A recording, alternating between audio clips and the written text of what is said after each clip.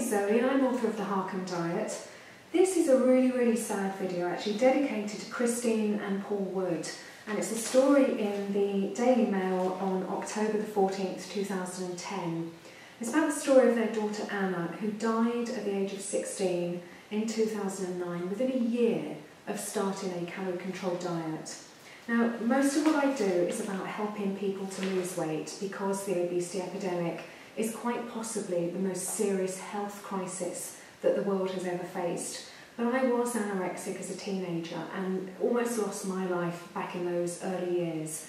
And although I work mostly helping people to lose weight, I do occasionally work with people to try and help them overcome eating disorders and anorexia, because I do feel that I understand the condition, having experienced it firsthand.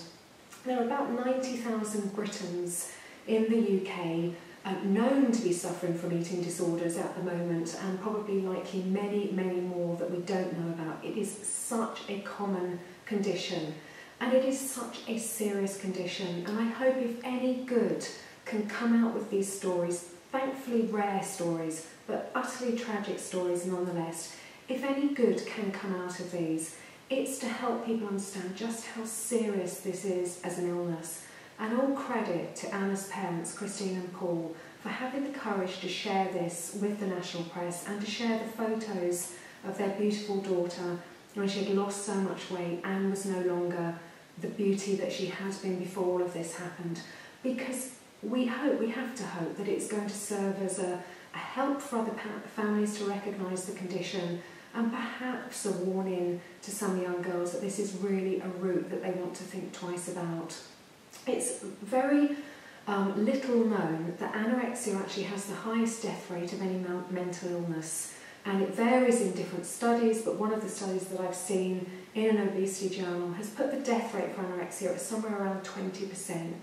So 1 in 5, generally it does tend to be young females, but 1 in 5 people who develop anorexia will actually die from the condition. That's how serious it is.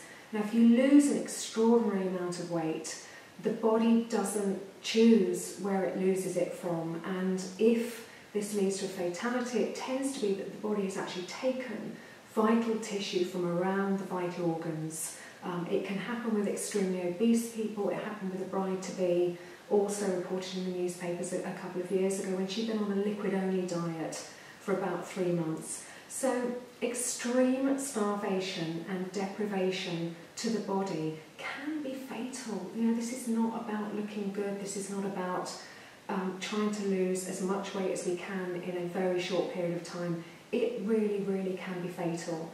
So if you spot that a loved one, whether it's a friend or a sibling or a daughter, or even your mother, you know, this does happen in older women as well. If you're spotting somebody who's showing the signs of anorexia, I've got another video on anorexia and we'll put the link in so that you can get the proper Russell definition of anorexia from 1979. Hopefully would help you recognise it, and it's to get help as early as possible. And this is also an appeal to the government, because the help is just simply not available in the amount of help that is needed to help people as quickly as they need to be helped. If this tragedy can happen in such a short period of time, intervention has to be effective and it has to be early on. And I don't believe that some of the things that we're doing to help anorexics at the moment are the best things that should be done. And I think people should call upon well-known anorexics like Nikki Graham, people who've had the courage to come forward and to share their experiences. I think those are the people that we can learn from to see what will help with this condition. Because believe me, tying somebody to a hospital bed and force-feeding them the calorific equivalent of deep-fried Mars bars is like a violation. It's the closest to rape that you can perform on a young female without actually violating them sexually. It is an invasion of their body, and it's also not the way to help them recover. I don't believe that junk food has a place in anybody's diet, and no more so in an anorexic than in a bulimic than in a person trying to lose weight. We've got to teach these people about nutrition and nourishing their body and eating great food, and eating only great food and in sufficient quantities to be the picture of health and not the skeletal frames that some of these girls aspire to have. So thank you, Paul and Christine, for your courage in sharing that with people, and I hope it will make a difference to some other family, that your courage has given other families some hope. And thank you for listening.